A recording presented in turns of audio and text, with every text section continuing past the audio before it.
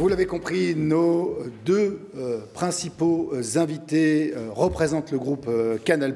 Alors comment un groupe acteur majeur de l'audiovisuel en France comme à l'étranger organise cette quête de l'amélioration de l'expérience de ses clients, de ses abonnés, de l'intelligence collective à l'intelligence artificielle? Eh bien, je vous propose de partir à la conquête de l'amélioration de l'expérience client. On a remplacé un Stéphane par un autre Stéphane. C'est comme ça chez Nice, tout le monde s'appelle Stéphane. On travaille en équipe. Vous travaillez en équipe, ça tombe bien. Stéphane, vous êtes à la tête donc de cette séquence. Pourquoi vous avez choisi d'inviter Marie-Laure et Émilie, qui représentent Canal+? Je pense que le Canal+ est en avance par rapport à d'autres clients français, notamment sur deux aspects. Tout d'abord, je pense que les démarches qui ont été mises en place par Canal+ depuis de nombreuses années autour de l'expérience client, notamment autour de l'analyse de la voix du client et du dispositif de suivi de la qualité, sont relativement sophistiquées par rapport à ce qu'on peut voir chez d'autres acteurs. Le deuxième aspect, c'est que je pense qu'il y a beaucoup de collaboration au sein de l'entreprise, des sujets très transversaux qui sont partagés. Alors qu'on voit encore quand même des clients très organisés en silos, si vous voulez.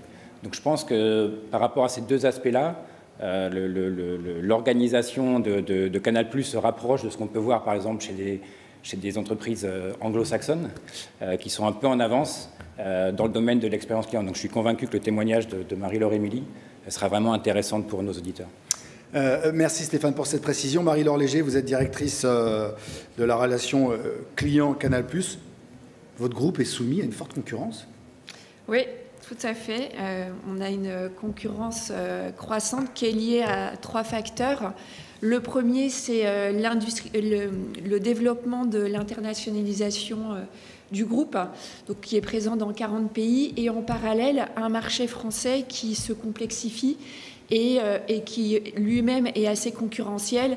On peut prendre l'exemple de l'arrivée récente d'Amazon Prime.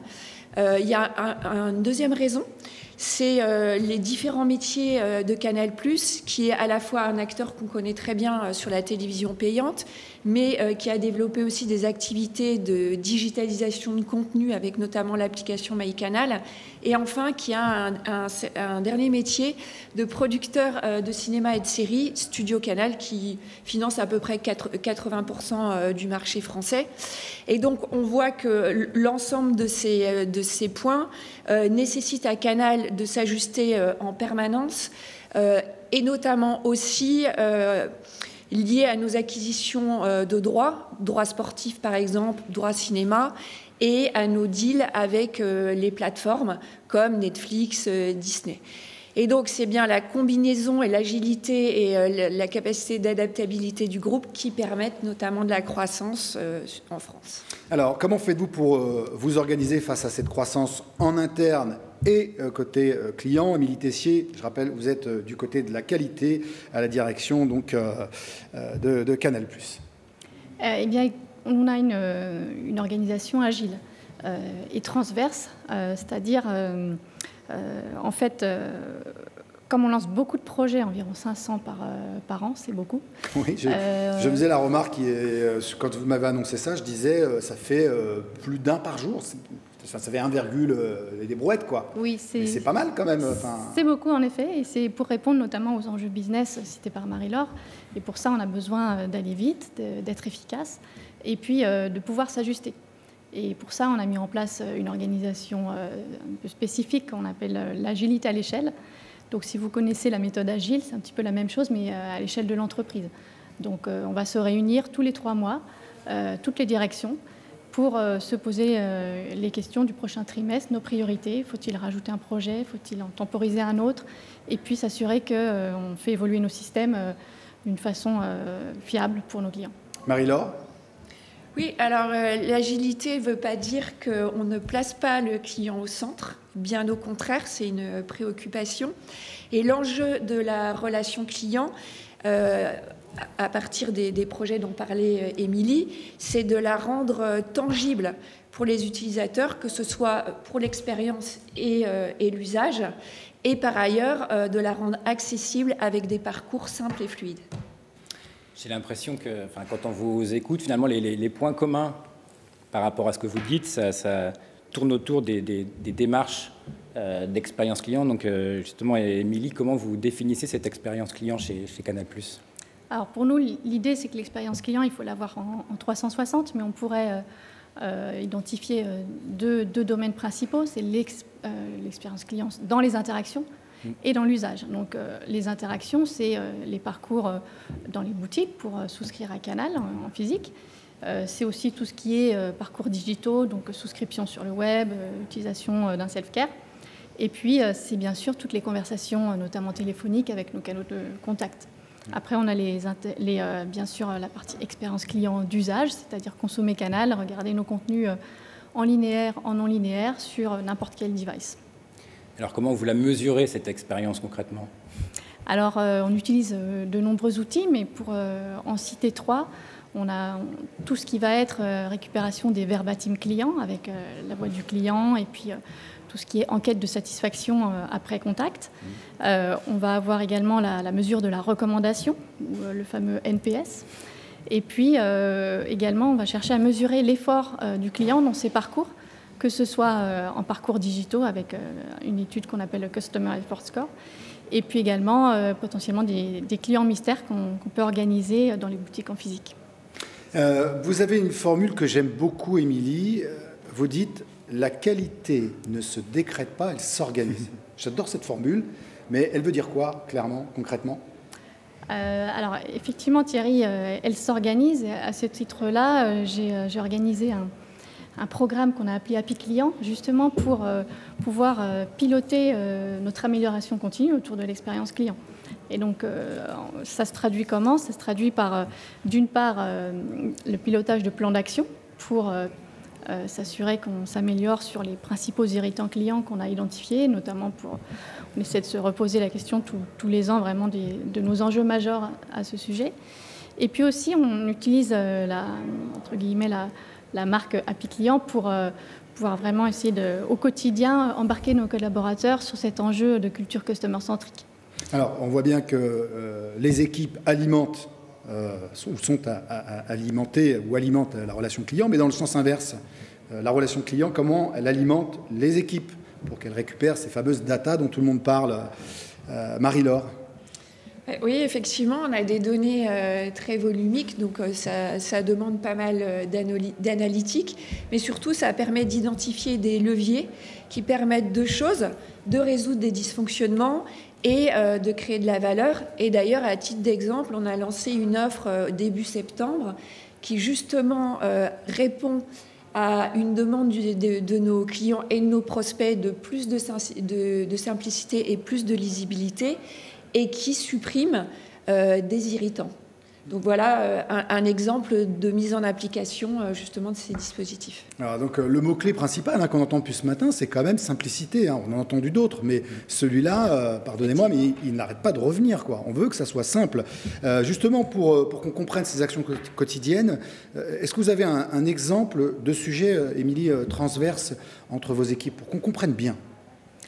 Oui, effectivement, on travaille sur des projets en commun, et en particulier, par exemple, on pourrait citer comme exemple de projet transverse l'évolution des applicatifs sur nos décodeurs. En effet, quand on fait évoluer nos décodeurs, on va impacter en quelques heures plus d'1 million de clients. Donc on a construit avec l'équipe de Marie-Laure un dispositif en 4 étapes où on interagit, on s'auto-alimente entre nous. Et donc, première chose, c'est déjà d'organiser une notion de bêta-test, c'est-à-dire qu'on va déployer une évolution sur un nombre bien ciblé de clients pour sécuriser, vérifier qu'on n'a pas laissé de bugs traîner, on va dire, et puis s'assurer qu'en expérience à domicile, tout se passe bien. Ensuite, en deuxième étape, on va commencer un déploiement sur une première partie du parc, et donc on va router les appels vers des conseillers plus aguerris pour s'assurer qu'on a le bon discours et qu'on n'a pas encore oublié une éventuelle action à mener avant de déployer à tout le monde. Troisième étape, on ajuste si besoin et on déploie à l'ensemble du parc. Et pour finir, on fait une voix du client, c'est-à-dire on écoute vraiment sur cette nouvelle version ce que nous disent nos clients pour quantifier et s'assurer qu'on a bien atteint nos objectifs d'amélioration. Alors, de mémoire, vous venez de démarrer un nouveau projet. En effet. Ouais. On peut en savoir un peu plus? Alors, effectivement, on a cherché à vouloir industrialiser nos outils voix du client, parce qu'aujourd'hui, ça a un petit peu ses limites. On a beaucoup d'écoute manuelle, et en particulier sur la voix, qui est une partie importante. Donc, on a commencé par chercher cette amélioration-là. Importante amélioration, Marie-Laure? Oui, parce qu'en fait, on est en lien permanent avec le client. Et donc, et on a environ 20 millions de contacts par an, ce qui est quand même assez colossal. Et donc, on a depuis toujours un besoin de connaître, d'identifier les signaux faibles. Ça, c'est le premier point. Et ensuite, ce qui est intéressant, c'est de pouvoir capter finalement l'humeur du client. Et tout ça dans le même objectif, c'est de résoudre des dysfonctionnements. Et encore une fois, vous parliez de simplicité tout à l'heure. C'est clair que d'un point de vue client, plus c'est simple, plus on a des parcours sans couture, plus c'est source de satisfaction.